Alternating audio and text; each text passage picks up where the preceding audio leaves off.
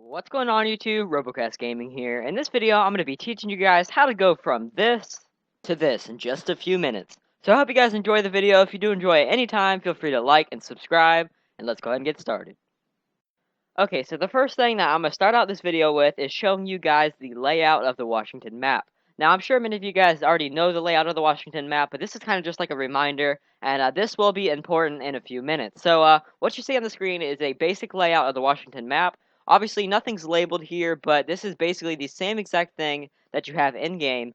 So if you want to compare locations, all you gotta do is pull this map up next to the in-game map, and you'll see where I'm talking about. Now, pay attention to all these separate markers on the map. Basically, what these markers are these separate spawn points, aka the locations that you can spawn around the map. So, for example, whenever you die in Unturned, you spawn in basically a different location every time, and these are all the possible locations that you can spawn in. So, be sure to pay attention to this because it is definitely needed in the future. So this here is where I would call the center of the map, where the little line is, and then each side is obviously each side of the map. So, this is going to be important also in the future because basically what I tell you guys is based off of where you spawn on the map. So along with those spawn points, wherever you spawn on the map is where you want to start out your instructions from. So if you spawn on the left side of the map, the instructions to survive will be a lot more different than if you start out on the right side of the map.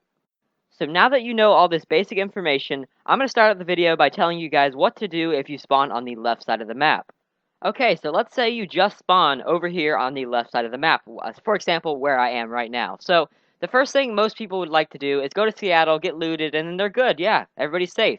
Now, I would not recommend that because Seattle, for one, is extremely laggy on most computers, so you definitely don't want to go there when you don't have anything. And second of all, Seattle is an extremely popular place, so most likely you're going to get killed if you walk anywhere near Seattle. So, the first thing I recommend doing when you're spawning on the left side of the map is to stop and pay a visit to Olympia Military Base. Now, this is a great place to go when you're first starting out because usually there's not many people here, and also you could find all types of stuff. You could find military clothes, you could find night vision, you could find guns. It's a great place to farm for zombies, so I definitely recommend going here whenever you're first starting out and you spawn on the left side of the map. Usually, once I leave the military base, I head over to Kenwick Farm. The reason why is because you could find quite a bit of clothes here, and if you don't already have clothes, there you go. And if you do already have clothes, you could rip them up into bandages. You could also sometimes find guns and vehicles here. Most often, you see like hawkhounds, bows, crossbows, stuff like that, and I quite often actually find vehicles here too. So it's a super helpful place to go. There's really no reason for you not to go here. It can always benefit you, and it's worth it.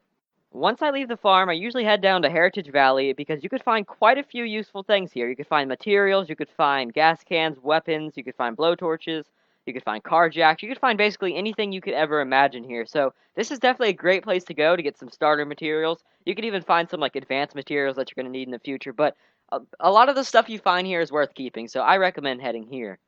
At this point, I usually head on down to Tacoma. It's a little bit across the map, but it's worth the hike. In this town, you can find a lot of good items. You could find clothes, you could find gas cans, cars, civilian weapons, basically anything. I usually recommend going down here because you could find a lot of food, and you're going to need a lot of food for whenever you head down to Seattle. So it's definitely worth it to come to this town, especially if you aren't afraid of long hikes. Now, at this point, I would probably say that you're safe to head down to Seattle. Obviously, it depends on how much gear you have, but if you feel confident, go ahead and head down to Seattle. Now, Seattle is a great place to go because you can find all types of loot, you can find people, and it's probably one of the best places on the map for PvP. But, when you're in Seattle, there are some things that you have to watch for, and I'm going to go over those things now. Now, the main things that you need to watch for while in Seattle are these three tall buildings here. So I know you see, well, I only see two buildings. Well, there's the brown one, then there's the white one, and then there's a little Seattle tower in the back. Now, these buildings are extremely dangerous because most of the time, people will be camping in them because of the high spot. They'll just be sitting in the windows, or sitting on the roof, or sitting on top of the tower, and they'll just wait for you to walk by, then they'll shoot you, and then they'll go get your friends to loot your stuff. So, I would be careful because there's always people in these buildings. So whenever you're scouting out the town, these would definitely be the first buildings that I would check.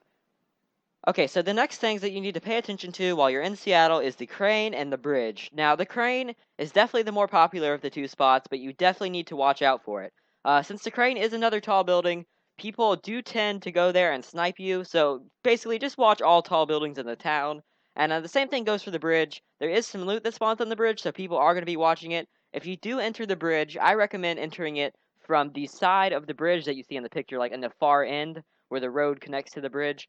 That's where I recommend entering the bridge from. I don't recommend entering the bridge from the other side because most likely you're going to get killed. But be careful whenever you're there because while you're on the bridge, you're extremely visible because the people in the buildings, people in the crane, and again, the people on the tower will be able to see you extremely easily. So at this point on, you should be perfectly fine. If you make it out of Seattle alive, then you're good. And if you die, then you need to repeat these same steps that I just showed you guys. I will be probably bringing you a part 2 of this sometime in the near future, but that's basically all you need to know for this video, because as I said before, if you make it out of Seattle alive, you should be perfectly fine on gear. So I hope you guys enjoyed the video. If you did enjoy it anytime, feel free to like and subscribe, and stay tuned to see more videos. I probably, again, will be bringing one of these to you guys in the future. So I hope you guys enjoyed, and peace.